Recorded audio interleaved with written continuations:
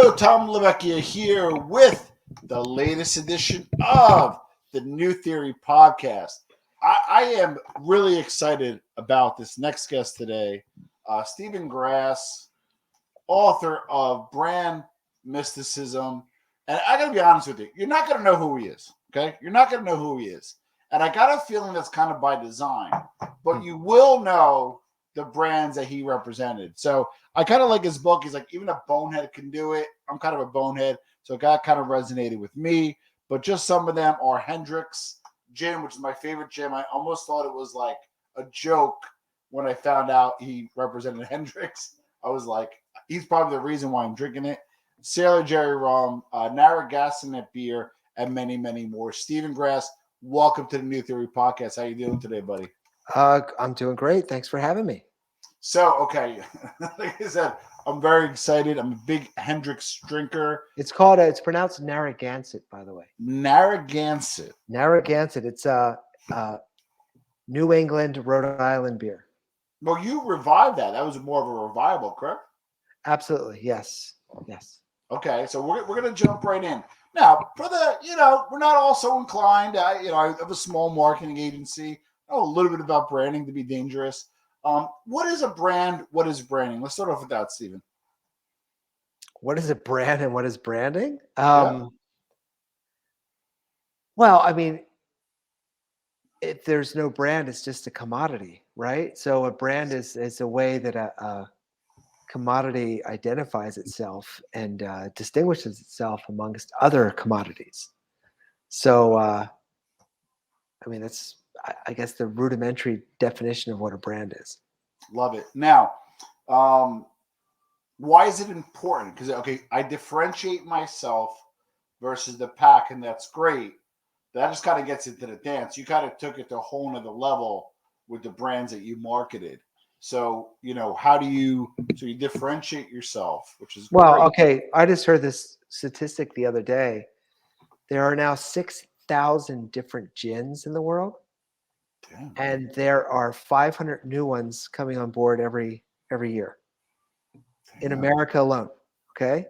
So, the reason a strong brand is important and a story and all the things that go along with what I do is otherwise you're one of 6,000 and you have no way to stand out. So it's about not only about standing out, but it's about giving value and differentiating. It's the same with you as a person. Like how do you stand out amongst the crowd? Well, you distinguish yourself in many ways by the way you dress, the way you talk, the way you act, and the contents of your character. With a brand, it would be the contents of your package. Now, I personally, I take my Hendricks on the rocks, muddled cucumber with a touch of simple syrup, right? And if I generally don't drink gin and tonic, I don't. Yeah. But if I were to, I generally don't ask for Hendricks just because I don't drink it that often. But if I drink a gin, I ask for Hendricks. So what was I want to go through like step by step because I think Hendricks for me is the most probably I have the most attachment to because I'm a big drinker, right?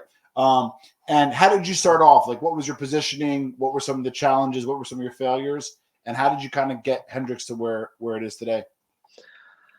I think the biggest challenge I had with Hendricks was I had never created a gin before, never created an alcoholic spirit before. I didn't really know anything about how gin was made, or I didn't really know much about the industry. So, but I think that naivete actually helped with the conceptualization for this product, in the sense that like I didn't know what a London Dry was. I didn't know what gin was supposed to be. And I feel like that lack of knowledge helped because I created something that I thought sounded good, and it ended up being, setting a new benchmark. And I think you can argue that Hendricks gin is kicked off the entire craft gin business, which, before Hendricks, there were literally like 3 or 4 brands. Yeah. After Hendricks, there's 6,000. Yeah. So we are the Ramones of, or launched 1,000. The Ramones, the story is the Ramones launched 1,000 garage bands. We launched 10,000 gin brands. Yeah. All right. So then, okay. So I guess I'm gonna be selfish for a second. So one of the struggles I have as a marketer, digital marketer specifically, is I get more hired. I get hired more for transactional type stuff. Hey, I have a plastic surgery practice. I got a dental office. I have a brand I'm looking to sell more of. And for probably about 5, 6 years into it, I really kind of just focus on selling, selling, selling, selling. And then probably the last few years, I've been focusing more on brand building, right? Yeah. Uh-huh. And although you understand it, and I think I understand the value of it, sometimes customers don't. Like it's hard to tell a local place that, hey, listen, you're gonna give me 5,000 a month for 9 months. You're gonna make anything, but eventually it will hockey stick as we position and and roll out the brand. How do you balance for somebody who has less resources where you want to build the brand, but you still got a mortgage to pay? What are some of your kind of, I know it's a kind of an esoteric question, but how do you kind of balance brand building while also, creating sales and revenue? Well, I would actually argue that until you have a brand, you're going to keep struggling. Yeah, good point. So I think money is not the obstacle with branding. The Good point. obstacle is having a good idea and having a identifiable, ownable idea, and then repeating it, repeating it, repeating it. All that money does is amplify a good idea. Money can't take the place of a bad idea. Good point. And, let's just say you are rolling out your brand. Is it something that you should say to yourself, whether it be a spirit, drink the spirit, like be candid, oh, this isn't a premium, but it's more of a mixture. Like how do you first come to the realization on where you should position your brand? And then from there, how do you go about getting the message out early on? How do you decide how to position your brand? Well, there's many factors. Yeah. Um, with an alcoholic spirit, there's a wide range of things that go into that.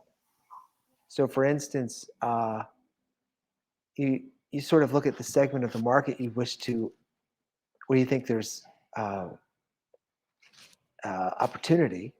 So, I tend to work in this super premium, luxury aspect of the market, because that's where the margin is. But if you're going to be working in the bottom end of the market, that works too. But you just have to, make your idea fit the price point that you're working within.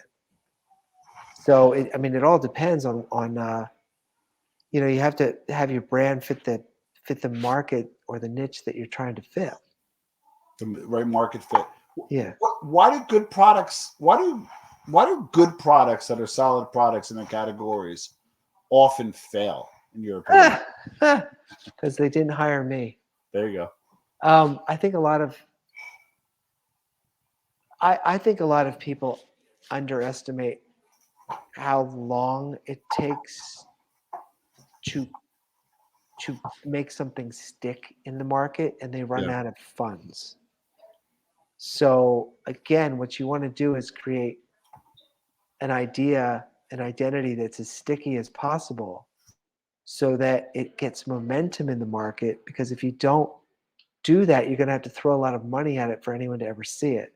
Whereas if, like, I had a brand come out last summer called Crab Trapper, and it was a whiskey made with an invasive green crab species. And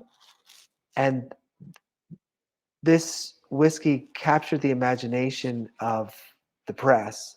We ended up getting $32 million worth of publicity on it. We were on the Colbert Show. We were on all the morning shows. We were on in every magazine you can think of, because the idea was so compelling. It had a good name, Crab Trapper. So we didn't spend a dime on marketing or advertising for that brand. It was just the idea had just such momentum, and that's what you want to. That's the dream: is you create an idea that's so sticky that it just moves under its own velocity. I lost you. I can't hear you. Sorry about that. Oh, there you go. Yeah, sorry. Spirits are kind of a weird game where there's pull through marketing, which is Yeah. what you guys did, whether it be PR, advertising, digital, where somebody comes in and says, "Hey, I want this spirit." Yeah. But in the spirit game, it's not as easy to get a place. You got, especially in New Jersey, distribution. You know how it is. Hey, I want to get the stock. You got to go through this distributor. The store owners, nobody's asking for it. So how do you balance what you did was a pull through, getting awareness, right? Versus how did you able to get this stuff stocked initially? Because that's I think as hard in the spirit game. It's especially hard in New Jersey. Yeah, I know. But what you have to do is create an idea. I mean, you have to if you do it right, you'll get distribution because everybody wants it. Yeah, Because you have people asking for it. If you do it wrong, not necessarily wrong, but if you take a less polarizing approach, you can get there, but it either takes time or yeah, money yeah, or both. yeah. So it's a question of like the most assured route is to buy my book, read it, underline with a highlighter all the stuff I tell you to do, and you will circumvent uh, many years of toil and tears because you'll create something that the market wants. Okay? Yeah. Sorry, I got the little one here. Yeah. So okay. So in terms of strategy, and again, this is kind of a generic question. Forgive me. I got the little one. We go live to tape. We do it all here in New Theory. Yeah.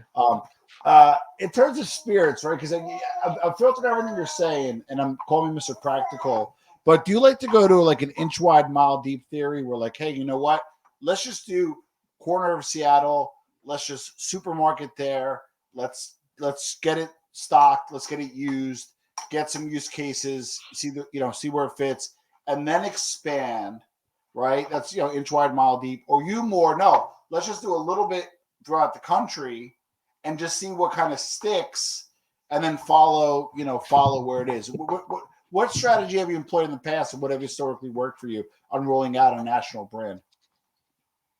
If it's my money, I Yeah. take a very conservative approach. Yeah. If it's one of my brands, like our distillery in New Hampshire, our simple strategy is to own the state of New Hampshire. I like it. Inch wide. Okay. So New Hampshire is strangely the third largest single buyer of spirits in the world. Okay. After Pennsylvania and Canada. Do they distribute other states, or is consumed in the it's state? a state monopoly. So so it's a state monopoly like Pennsylvania is, and they they own all the stores, so it's a state monopoly, and they have a local mandate to buy products that are made locally. So Interesting. in New Hampshire, we are the biggest supplier of craft spirits in the state. Oh, that's amazing. And we are available also in our store in Pennsylvania. And then we are available nationwide through several websites. But our main focus is New Hampshire. So I think a lot of craft distillers make the mistake of listing in all these different states. And when you list, the distributor is going to tell you they're going to do all this stuff for you, but they don't. Yeah. And they can't. And so it's the same, like, with anything. Like your record label tells a band they're going to do all this stuff for you, but they don't. So, or your publisher, whatever. So you have to take it under your own. So we always say, when in, be heard. So don't go where you don't have support. You need to have feet on the street. You need to have do tastings. You need to just make sure that where you are, your people can find you. But that being said, when we create brands like the Crab Trapper or other products that we create that are purposely meant to go viral, we get press globally and make it purposely hard to find the products so that we generate demand, and it casts a halo on the entire company, and we sell more products. Like I don't know, like Blanton's to me is a little hard to get. Yeah. And I think that's kind of that model. And I Absolutely. also can find it hard to get Buffalo Trace, but I also think that's the Joe Rogan effect, just because it just sells through. But I think they limit the Blantons on purpose, in my opinion. They probably do. And I feel like, we learned that strategy. Again, it's in the book. Our company, before we were in the spirits business, we were in the sneaker business, and we did Puma, and we Yeah. made Puma grow globally. We took them from a $50 million dying brand to the point where they sold it for $7 billion to Kering, which Yeah. is Gucci. And based on this whole idea of limited product drops and limited editions, and then we've taken that and applied it to our own business with distilling. Mm. Yeah, because it's the same principle. I call it the Ferrari model. They make one less car than they need. Yeah. Yes. There you And go. There you go. everybody goes nuts over it. Yeah. All right, so we kind of get a little bit of the concept there. Like I said, you guys gonna have to read the book. This is one of those, like, you can listen to the podcast and gonna learn. But I'm 3/4 through, and I'm mystified myself because I learned a lot so far. In the book, obviously, you talk about, back in the day, it was very scrappy, fax machines and that kind of stuff. And I know kind of it's funny because you're probably scratching your head. You're like, if I had the resources that everybody has now back then, you'd be on the Forbes list 10 times over. But but maybe that's why you were strong, because you had limited kind of resources, right? Yeah, and I also feel like, I mean, I consider myself an artist more than I consider myself a businessman. So what we create is conceptual performance art that you can buy and drink. Yeah. And it's a very different business model than trying to be a publicly owned or venture capital or private equity. We don't really do that. Instead, it's really about creating really interesting things, and it seems the more crazy we get, the more money we make. So it's a nice place to be because it's a very lucrative business, but it's a very artistically satisfying business.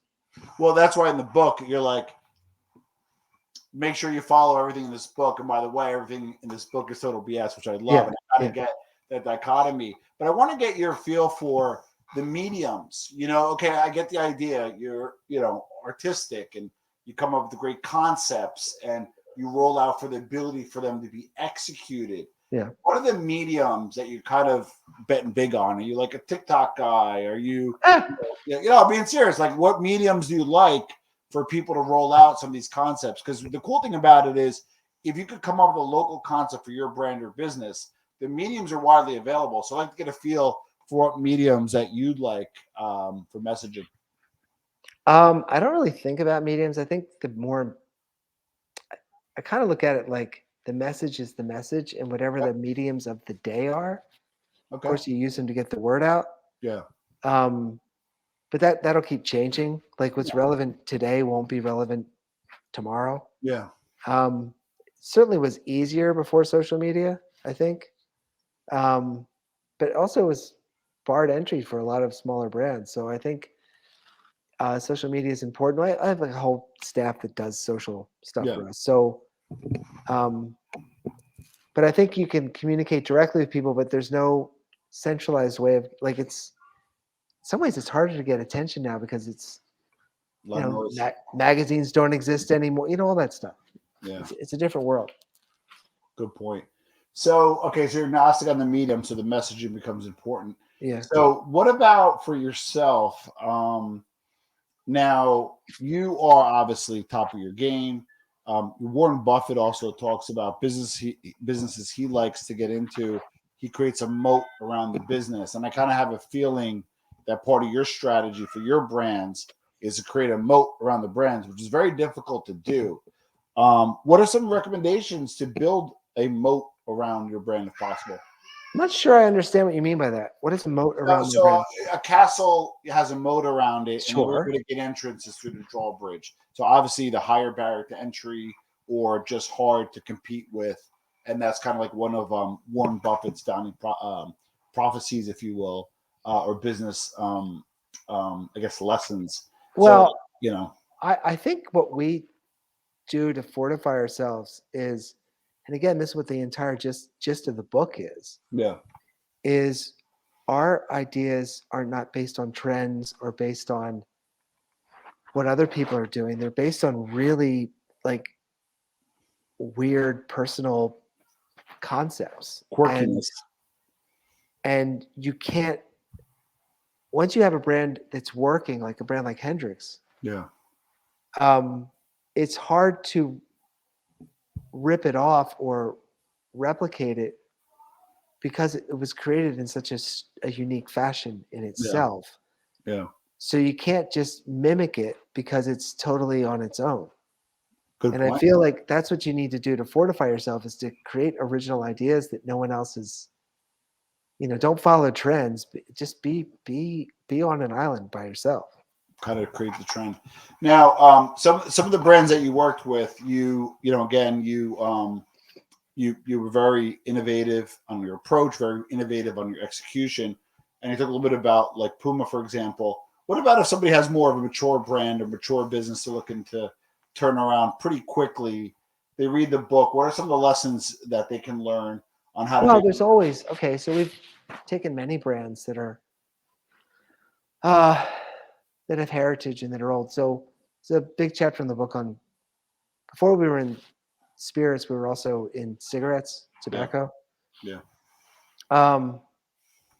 Or we currently work with Guinness, Yeah. I saw which that. is 268 years old. And Yeah. a lot of it's about, like, we go through and learn the brand's history and learn what made it unique in the first place and try to restore a lot of those things. Like when we worked with Miller High Life, it was a restoration project as opposed to what was wrong with Miller High Life is Yeah. they didn't realize that it was such a the brand didn't have any self-esteem, and Yeah, it you made needed. it cool again, which I like. I thought that We was made interesting. it cool again by not trying to be cool.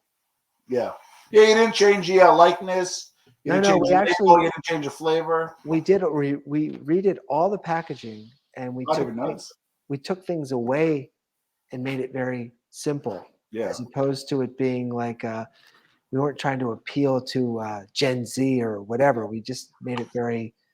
It was true to itself. Yeah. Interesting. Yeah. So you got bring up a good point. I in the past gotten kind of stuck on it. I'm a little less about it. Oh, the Gen Z consumes content differently, and Gen Xers, blah blah blah, and kind of like maybe over segmenting, in my opinion. What are some of the traps people should look out for that are common that you see that people looking to grow their brand or business, at a smaller level? But what are some of the traps that you see people fall into every day? Um, I don't know. Just not understanding their own product, or being overcomplicated, or uh, traps.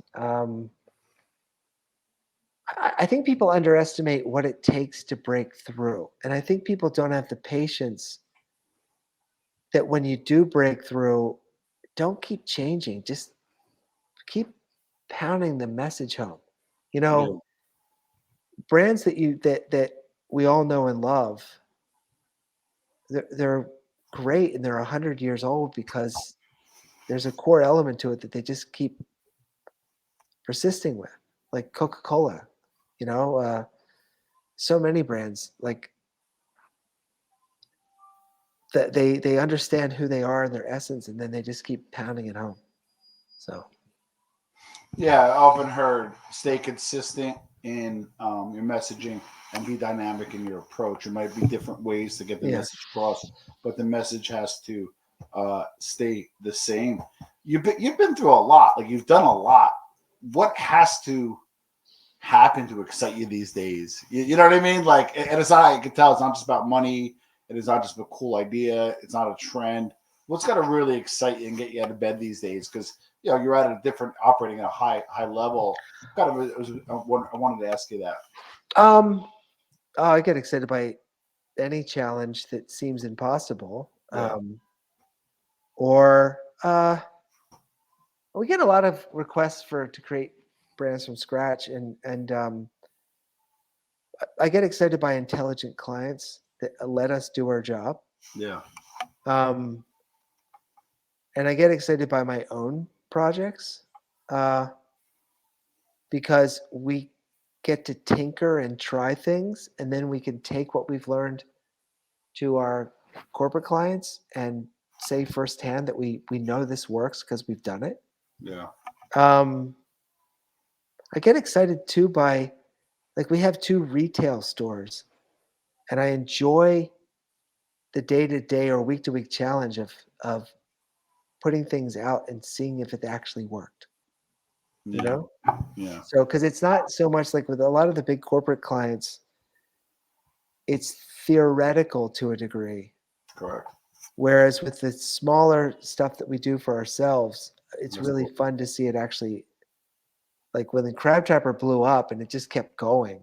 Yeah. I mean, it's a wild ride and it's so fun for my staff to experience that excitement. Now, did you work with Finlandia? No, I've never worked with Finlandia. Ah, okay. I was just wondering. I'll tell you why afterwards. All right. So the other thing I wanted to get a feel for, we'll be wrapping up soon, but the other thing I want to get a feel for is and again, Lost you. sorry, this is a stupid mic. Um, what I'm gathering, what I'm unpacking today and extracting is money is not necessarily in the way of succeeding. Don't get me wrong, money No. could buy media, money could get you out the quicker. I'm not diminishing that. But it's the ideas, right? How do you or how did you manage? Now I could tell you balls, you'll tell people what's what. I'm getting there, like to say I'm getting there.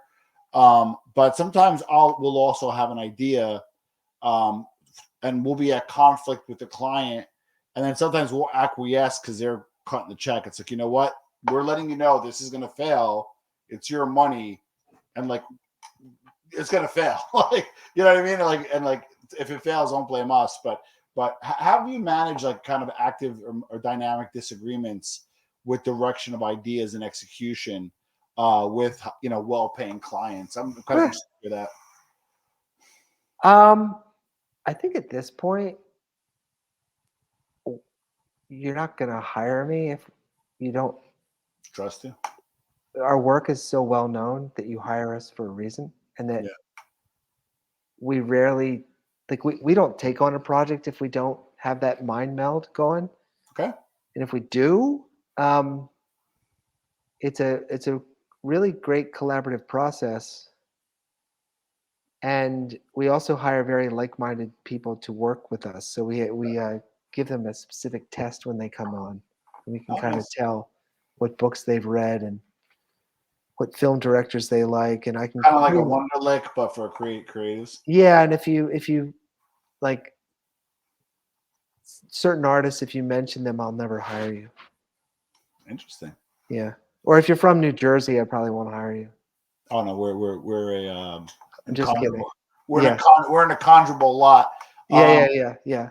Well, listen, I mean, I don't recommend a lot of books. I don't read a lot of books. I mean, this is my to-do list here. And I made sure I put this at the front of the class. Just the way it was presented.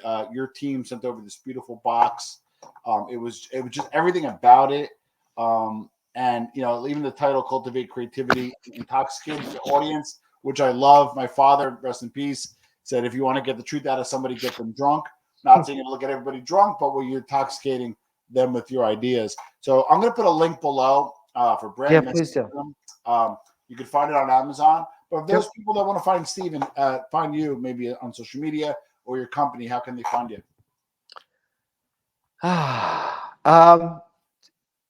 My company's called Quaker City Mercantile, Okay. and you can look us up.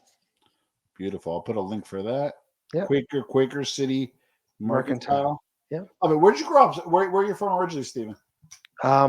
Souderton, Pennsylvania, which is Mennonite farming community. At least it used to be. I think it's all strip malls now. But about 30 miles north of Philadelphia. Now, how does such like a nice young, hometown boy kind of become a captain of marketing? Read the book. Find out. There we go. Perfect. So Perfect segue. There you go. Love it. Thank you, All right. Stephen, for Thank being on you. the New Theory podcast. For those on audio and iTunes, put a link below as well as YouTube. Stephen, thank you so much for being on the show. Thank you. Bye. Be well. Ciao.